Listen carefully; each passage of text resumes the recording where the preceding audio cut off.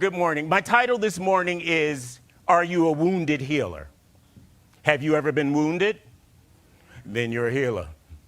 Our spiritual principle says that freedom is the birthright of every individual. We are spiritual beings in a spiritual universe having a human experience. Therefore, you are free to choose your life. You are free to choose your life. At 13, Katerina learned that she was worth $550. A lonely girl with a wealthy father, a millionaire, who refused to take care of his children, and his wife worked 2 jobs to take care of them, and they lived in poverty in a hotel in Miami. Multiple jobs to take care of her children when he had substance. But they lived in poverty with Miami, and her father was mean and very, very difficult to deal with. She was 7 the first time she was sexually abused. And when it was by the babysitter.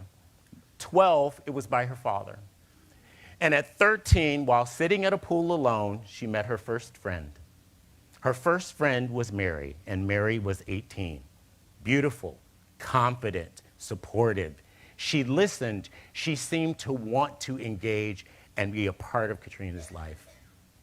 Mary was grooming her for sex trafficking. Now, sex trafficking is the trade of humans for forced labor and sexual exploitation. And it is an unbelievable thing to do to people. Some estimates, and we don't know how many people it affects, 21 million people are involved in it at any given time. I am using 2 books, the first being Wounded Healer. In our woundedness, we become the source of life for others. And the second, Stolen, the true story of a sex trafficking survivor, Katerina Rosenblatt. And I put them on the slide for people who ask me that question after service every time. You know, healers come from all kinds of disciplines. They're professional healers. They're social workers and teachers and ministers. But most often, the healing comes through friends. And more importantly, it comes through people who have had a shared experience. A healer alleviates the pain and the suffering in some kind of way. Somehow, the pain is transformed. What happens is some change in consciousness from someone who has identified with you and that you trust and you understand that it is possible for you to overcome too. But that person who is a wounded healer needs to only see you as whole, as a whole and complete person. What is going on around you is a condition. It is not who you are. A belief in the indwelling divinity that rests in everyone is beyond an intellectual thing. There is something in me that holds me to this belief, even when I don't want to believe it. Now, the healer is a person who learns to see God in everyone, and it ain't easy. A healer should have a deep, abiding joy with the experience, though. So if you are a wounded healer, which I am sure you are, I hope it comes with joy, that your pain has been transformed. Now, you know, no one heals you. We heal from the inside out. We are our own healer. Our bodies are even restorative. That's what happens. Our bodies heal itself.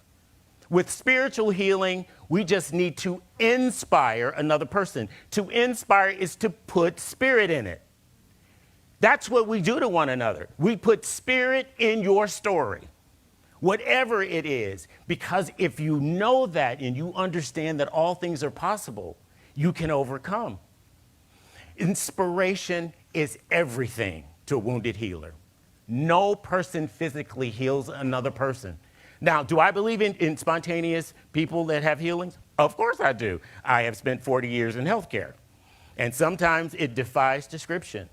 But it comes from the inside of that person, no special person. Because if it was a special gift that someone had, why don't you just go down the hall and just heal everybody that's in the hospital and put me out of job, you know?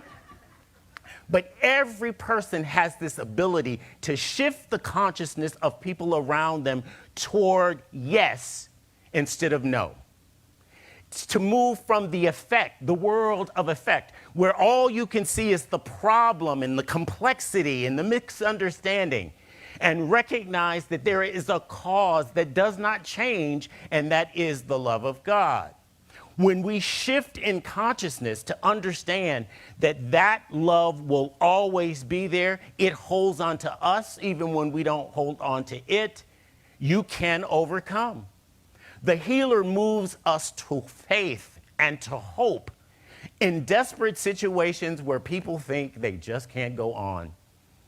Consciousness involves a spiritual awareness. That's why I love the name of this place. It's an awareness. It's a transcendent awareness. And once you understand that you have it, you can speak with authority of your word for anything to be possible, because it's all possible, because you are whole, perfect, and complete. We have to recognize that spirit in every person. Therefore, the person whose consciousness is the clearest is the one who can accomplish the most. The consciousness of truth is the only tool that we have. That's all we got. It's the truth. It's the principle. The healer mentally, yes, ascends to something that they know is there, but the belief and the strength in it is to understand that within every person is that divine spirit. God is in and through everyone, even the people I don't like. The indwelling presence is there, and I have to remind myself of that very funny. You're in there somewhere, God. You know, are you hiding? Psychologist Carl Jung said, he coined the term the wounded healer. He says it's an archetype that suggests that the healer's wound can carry curative power for others.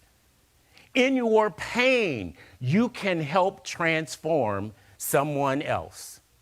He believed deep in emotional and spiritual healing, that the wounds may be the best way to train a healer. Healers see themselves as equals with the person, not superior, but equal with them. I remember one physician I knew really well, who I really didn't like, and he became physically ill himself. And one day he came in and sat in my office and he said, "Now I understand." You know, I suggest you understand and not have to suffer, okay? A sign that you are a healer is that you have experienced some pain and you have compassion for people who have the same experience. Not everyone has compassion on people who have had the same experience. But if you've had that and you have compassion for other people who are that experience, you're a wounded healer. The healer must be committed to wholeness. That is what we're called to do. The spiritual healer is needed to heal people at the spiritual level. It's not because something needs to change. It's just something in you that needs to come out. It's in there all the time. Anyone here who has felt broken, have you ever felt broken? The healer calls the suffering to the love of spirit. Katrina received some good and some bad advice from church. The first place she went, they said you would have a better marriage if you submitted to your husband, who was abusing her.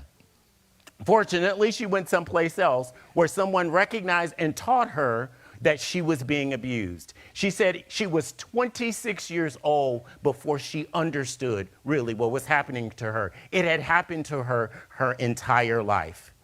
In healthy faith communities, right? You have sympathy here, but you have empathy. We identify with your pain.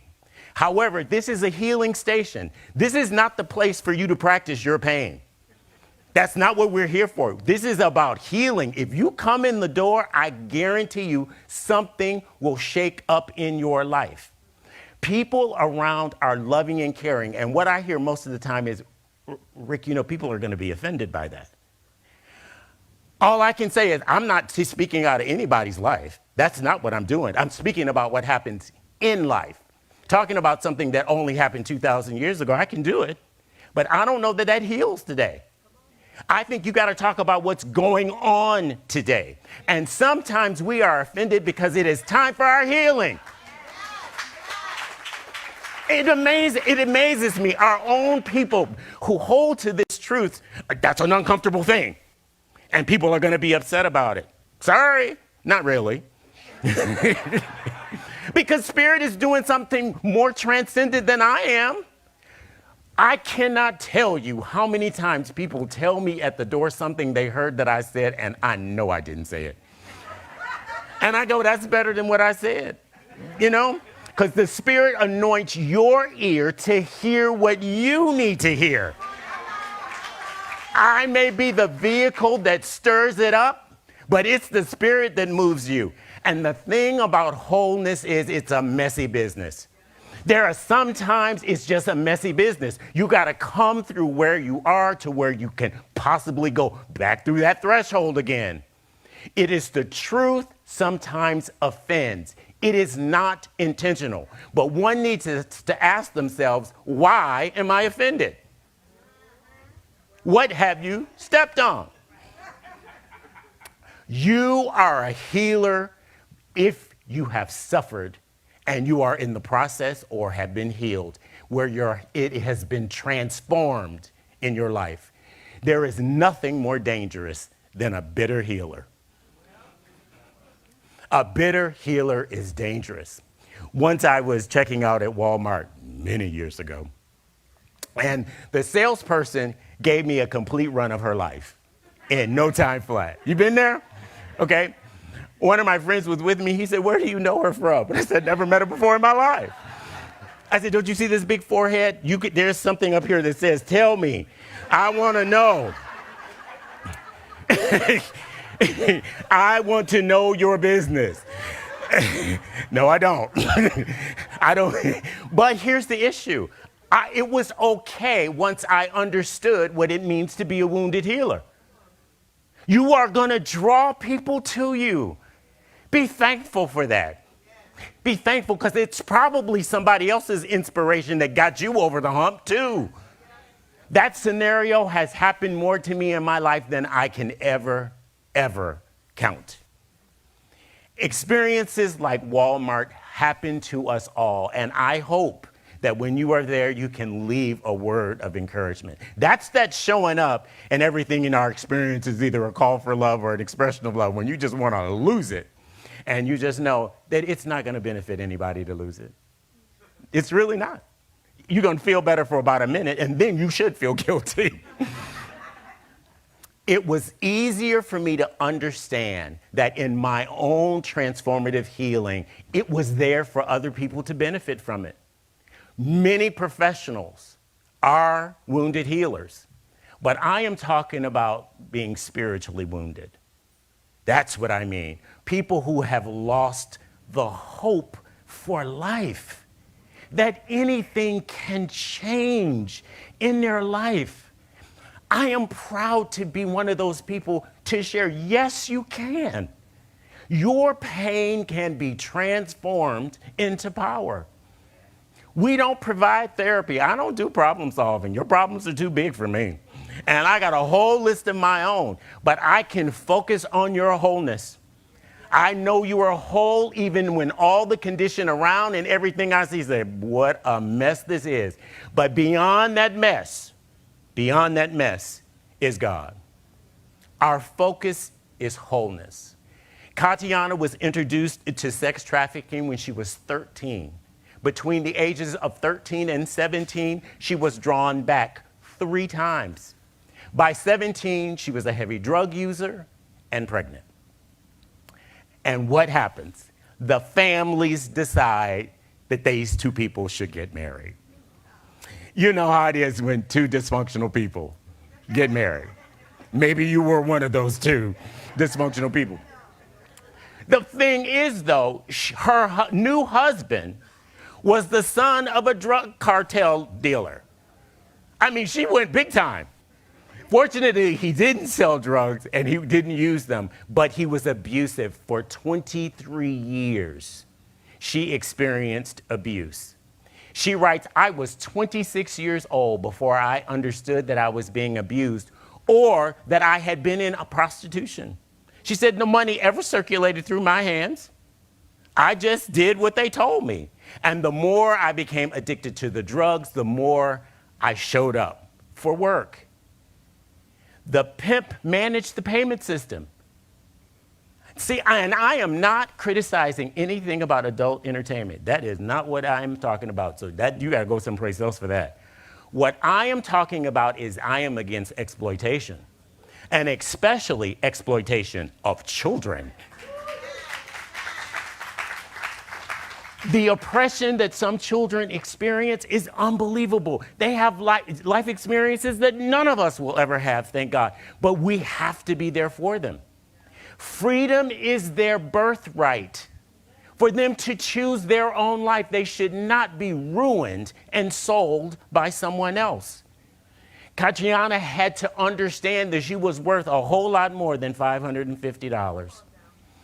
She calls the situation a trauma bond, that you get addicted because the drugs are always free as long as you work. That's how they get hooked. And so every time she left the life, if you don't have a supportive structure, what happens? The addiction draws you back, and you are back in the business again, the cycle of abuse. And if you haven't had love in your life, people experience the Stockholm Syndrome, where they fall in love with their captors. All I can say is, I get it. I understand. But every time we encounter someone, we never know the message of hope that we give them. They rationalize that this is love because they've never experienced anything else. Free food and free drugs, but it's not free. They pay for it with their lives. Now, there's this place of honor. And that place of honor is when someone in a woman in this case, identifies as the wife of the dealer. And that person goes and brings other young girls in. Mary was drawing her in. She was recruiting for the pimp. Now, Katrina writes that there is some sick version of an idea of a family in this situation. But they were constantly told they would have love, and they would always have food, and they would have drugs, and they don't have to go to school. That's how they sucker them in. Some children grow up in such terrible situations, and they are at risk.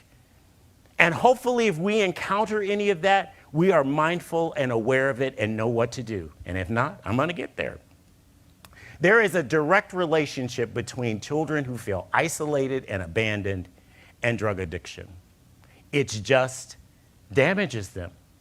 Katerina said she felt like damaged goods. So when she left, only people she thought she could be with was a gang. A gang. I don't ever want people to think that about us. You can come here in all your brokenness, but you're going to have to seek healing while you're here, okay? The gang was the only place where she felt there was community. After a few close calls in life, she realized she needed to get out of it, that it was a message. And she only remembered one sermon that she had ever heard, and it was that God will never leave you. And that's all she needed to make it over to the other side. Young said, embracing our woundedness, we can offer a deep presence that only comes from an awareness that our wounds make us connect to others. We connect in some strange way. It's amazing how it happens. That Spirit sets it up for us. We can identify our wounds and a healing and encourage someone else. Young continues, it is our hurt that gives the measure of our power to heal. Amen. Katerina is a wounded healer story. She quit school in 9th grade. She was pregnant by 17, but she got her GED. She went to undergraduate program in human resources, a master's of law, and has a PhD now in international human trafficking. Okay? Because she found some hope. You can find her resources at her website. Her website is There Is Hope for Me. What a name. There is hope for me. There is hope for the victim and the victimizer. Even the people I don't like. You can overcome being the victim or the victimizer. That's what spirit transforms. It's free for everyone. The goodness of God is always with you. God is good and God is good to all. Lord knows I shouldn't be in charge because I'm not sure I'd give it to everybody. I don't know. I mean, we have our humanness. We want to hold back. You did something terrible. I want to hold it back, but God is not like that. Love is all there is for the victim and the victimizer. Wholeness is not a result of moral behavior. It is a result of the unconditional love of God. It's not predicated on what we do. It is predicated on what God is. There is a way to manage your pain. There is a way to manage everyone's pain. And that way is to overcome our suffering by understanding that we can be the wounded healer for someone else. But we must get healed first. Don't go healing if you still need a healing.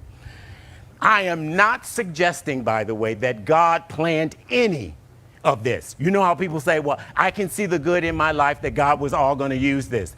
All things work together for good, but God did not plan for that tragic life. Not at all, and the devil didn't do it either. I am adamantly against that. People take advantage of other people, and society allows them to do it. To say that God put this together or the devil is to practice spiritual bypass. You just kind of go around the issue. And that's really not healthy. It is irresponsible to say that something happened outside of the person who did the wrong. As long as you have that belief, you didn't have any control. That's not true. Yes, you did. When you abused those children, it was your choice. But there's hope for you. God still loves you. And how can it be any other way? Some adults are so hurt, they are really not in a position to raise healthy children. But there is hope for parents who do wrong things. There's hope for everyone. God did not make it happen. God did not fail to protect the person who experienced it. Now, there's a line from Nietzsche, which you've heard in a song, that says, what doesn't kill you makes you stronger. Well, guess what? It may be true, but it ain't a principle. Okay? Because not everybody comes out better than they went in. There are some people who come out really damaged. So that's not a principle for life. It's true, you are stronger as long as you end up on the stronger side.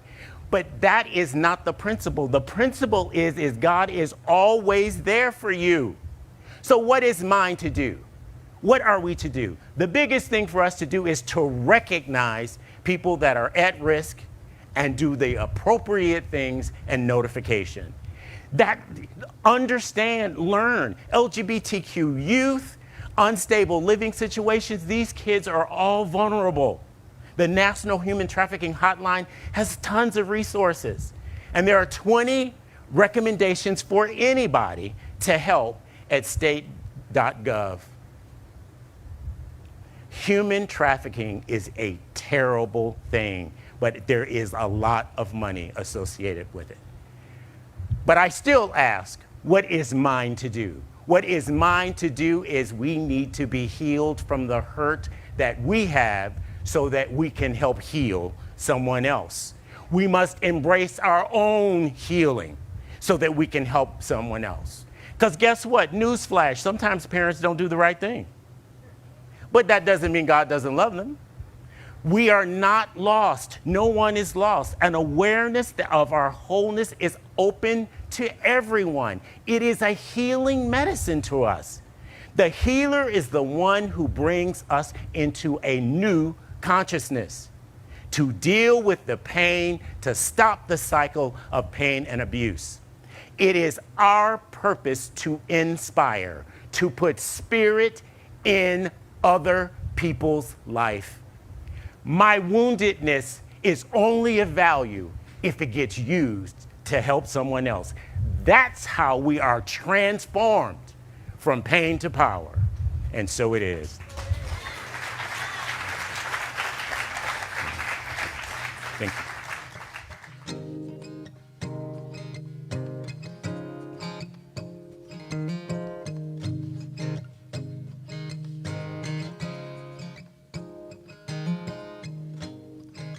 The night I fell in sorrow, I knew I was alone. A dozen good time friendships, but my heart is still unknown. I thought I saw your footsteps in the sand along the shore, and I mumbled empty phrases that sang so well before.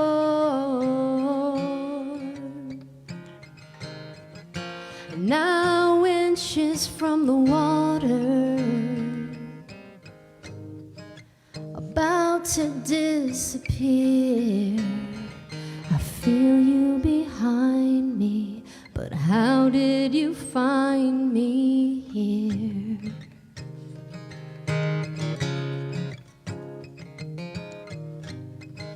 I couldn't reach for rescue,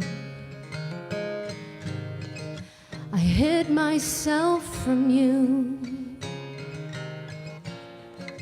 I couldn't stand to see me from your point of view.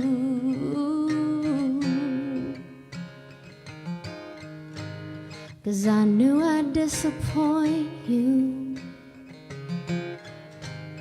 if I showed you this child who's still crying out inside me, lost in the wild.